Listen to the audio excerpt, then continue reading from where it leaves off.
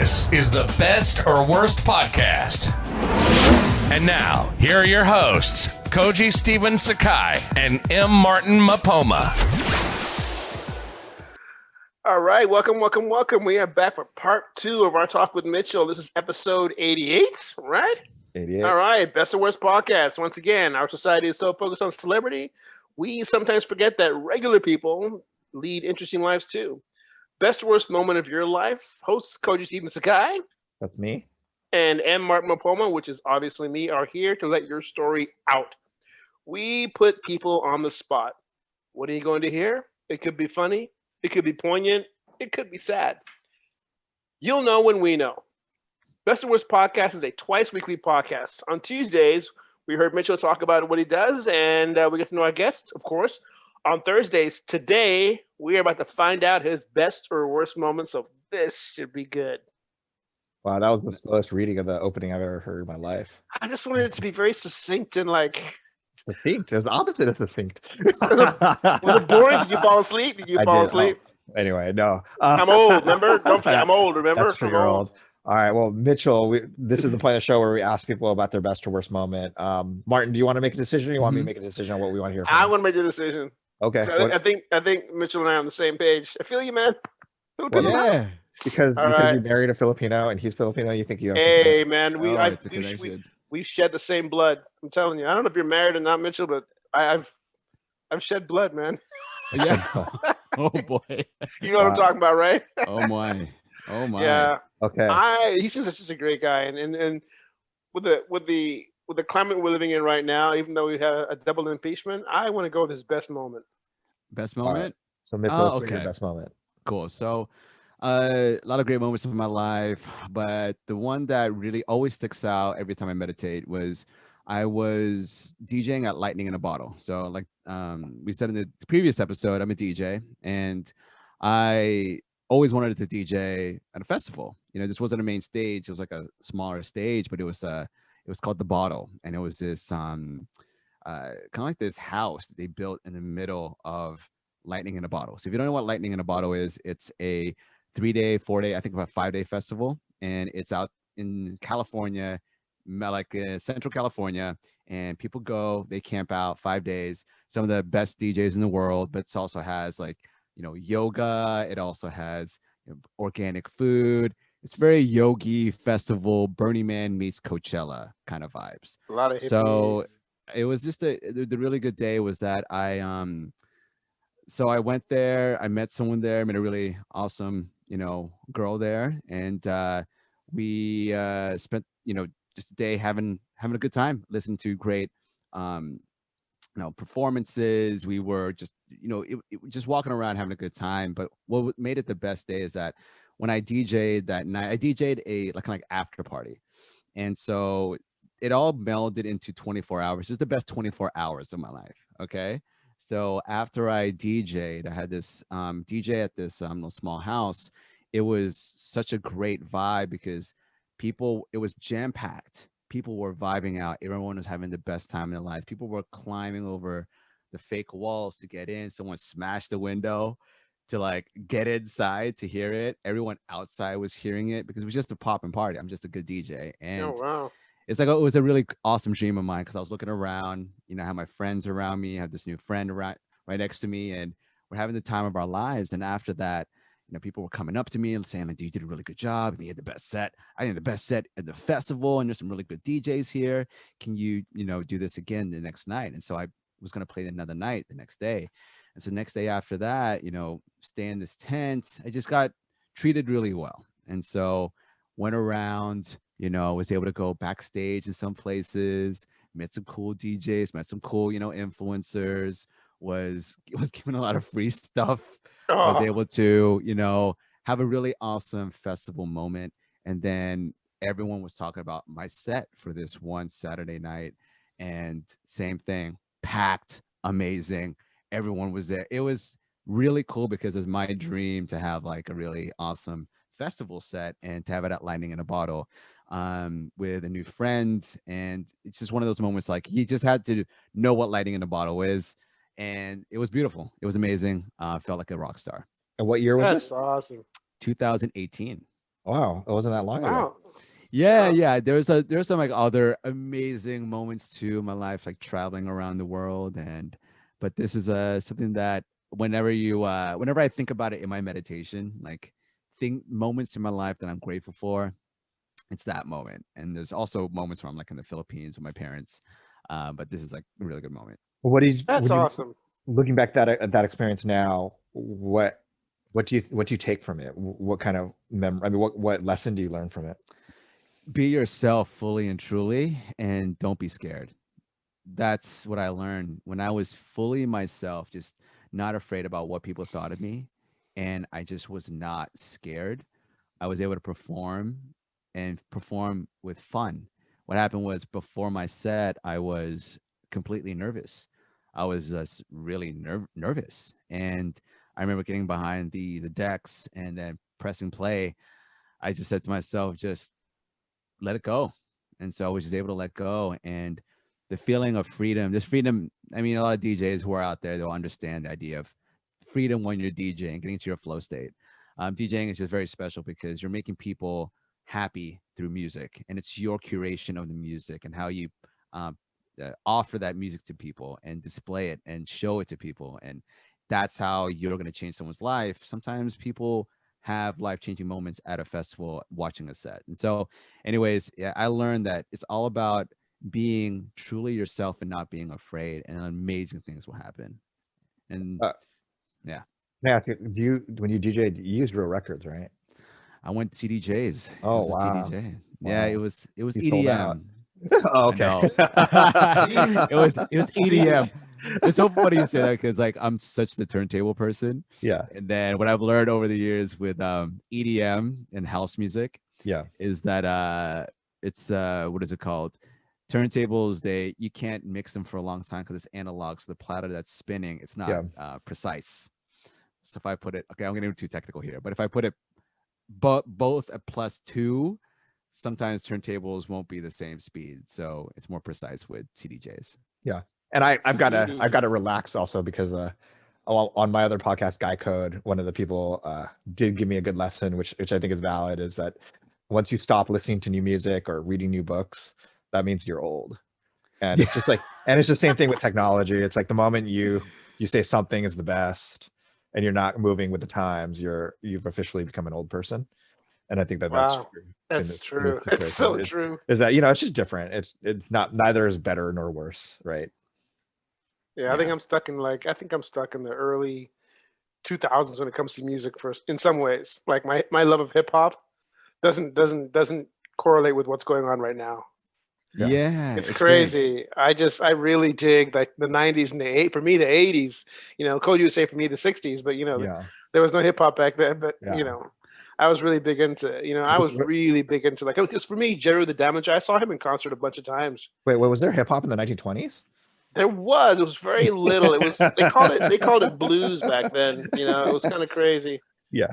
Um, I've been wanting to write a story about Robert Johnson, by the way. I can Sorry. tell you, we were roommates. He owes me 15 Yeah. bucks too. Mitchell, So you know about Robert Johnson's story, don't you? No, what is So he's this? like the king of the blues, right? I mean, according to legend, he was this average, he was average guitarist slash like artist, and he wanted to be the greatest. And so the he myth built the is myth. that he made a deal with the devil, that he'll become the greatest, but that Crossroads. they'll take it, like he'll die young. And so he came back and he was a totally different person. He became like he became the greatest ever, and then he died. And so that's the like, and he was like, according to people who knew him before and after, he was like a totally different artist before and after. So Really? anyway, yeah. Yeah, So it's like, he went to the crossroads, met the devil, made a deal, sold his soul, and I guess the devil told me you'd have 10 years to do your best, and he's like, I don't care, I'll do it. yeah, He died at like 33 or something like that, or yeah. He younger died maybe. young, no, younger. I think he was younger, but yeah, it's pretty crazy. Anyway, sorry. Wow, that was a great tangent right there That's because super tan. you know what this is another tangent. I'm just reading about Alexander the Great, and Alexander the Great, like his life, he was only like in his teens or like 18 when he like conquered like most of like Europe, like in his Yeah. 20s, like early Yeah, 20s. yeah, Yeah. It's like, oh yeah. wow. Yeah, they still have yet to make a good movie about him because his conquests were crazy. It's badass. I'm reading this book right now, and the way that they portray him, of course, is like I look at biographies now, like it's like the Instagram of the old, right? It's only the highlights. So like you're only gonna get the highlights Yeah. of Alexander's life. But I mean, he was a savage. I mean, the guy was going out, he was in front of the lines, like as they say, just with the soldiers. Oh yeah. Mowing down, Persians, like he Yeah. was, and Greeks, and it's just crazy. It's an awesome Yeah. story. That's why he built the army he did, because he's so loyal to his forces were so loyal to him because he was right there with them. Yeah. Well, that was Yeah. that was common until was Richard III or Henry III, I think. That was the last king of England that fought with their soldiers. But Yeah. until then, it was like that was relatively recent. I want to say like 1600s or something, 1500s maybe. Now we get bone spurs. Yeah. But how many people were at the festival? Like, I mean, how many people were listening to your set, you think? Oh man, maybe like it was like a stage of like maybe 400 people, 400, Okay. 500. Yeah. And you know what it is to me? I think that it's a great day. And it's one of those moments where me personally, a lot of the things that happen, I can't really mention on here because I don't want to Yeah. say what I did, but it in my mind, just really, I can't even mention it here, but it was just some awesome stuff. And I do have a runner up for my other best day of my life. I'd love to hear that. Yeah. Yeah, me too. So I was going to Siem Reap. Do you guys know about the what is it called? Angkor Wat in Cambodia. Angkor Wat, those temples, like really. Oh awesome. yeah. Okay. Yeah. All right. So, anyways, I was going to Asia to see my brother. He was getting married, and I said, let's do a side trip around Asia. And so I sent out an email. My VA sent out an email. My virtual assistant sent out an email to a lot of like resorts, 5-star resorts in Asia, saying, "Hey, Mitchel will create a video for you in exchange for staying at the resort." And this place in Angkor Wat, where it's beautiful temples, they said, "Yeah, you come here, you stay here 3 days, and you get to just stay. All you got to do is just film."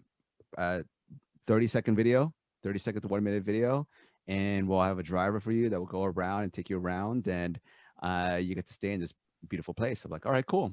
Come in, and this place had a personal pool, as in my place. When I go in there, there's a personal pool in the backyard with a little seat in the water with jacuzzi jets, so you can have breakfast in the pool. It's a floating breakfast. So they have this little wooden thing they put in the pool that floats with a breakfast on it.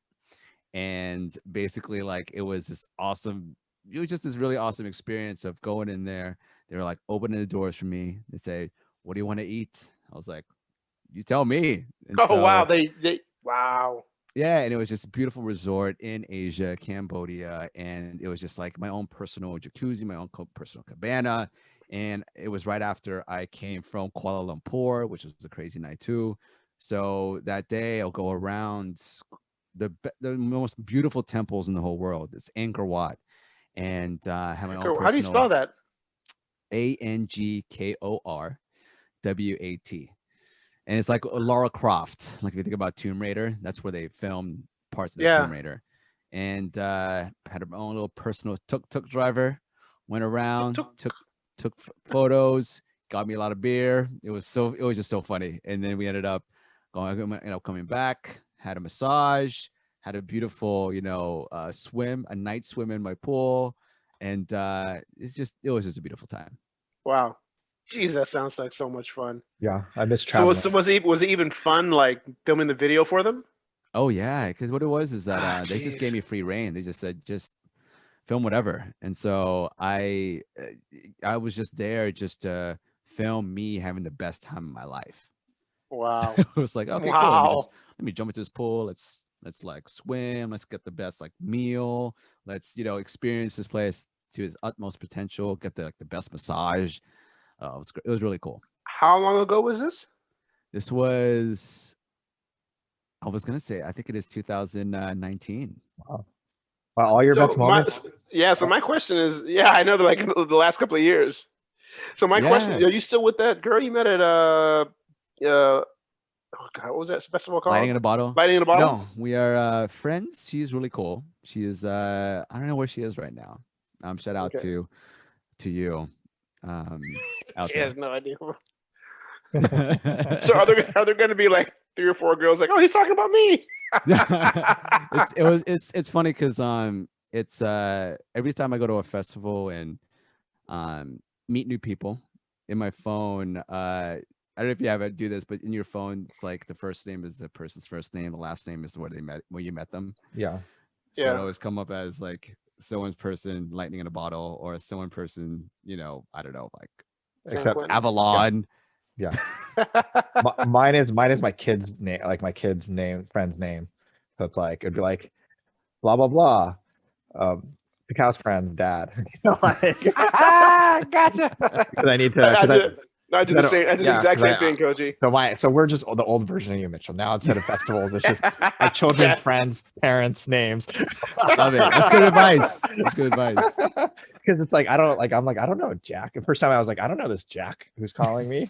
Who the hell? Check my And then it's like, notes. and then Oh it's my like, God. it's Adam's friend, like dad Jack. who's, Yeah. Like, Oh my God, That's that happens to me. I do that all the time now. I didn't at first, and then I get, like you said, I get calls or text. Hey, Mark, we're meeting for drinks. Want to join us? And I'm like, who the hell is this dude? yeah. And then I go through, I'm like, and I'm telling the shit, telling the wife, hey, do you know who this kid is? And then I hear my son go, that's so and so's dad. I'm like, oh snap! And so Yeah.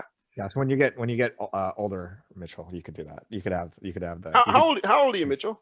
I am 37. Okay. Yeah.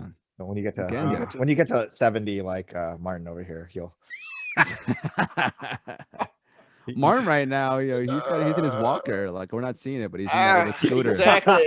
He's actually You're lucky, he's on the toilet right now because I am. You're lucky because I took some medicine, so I'm doing the little shakes like, oh, this is a great time. I'm gonna tell her, huh?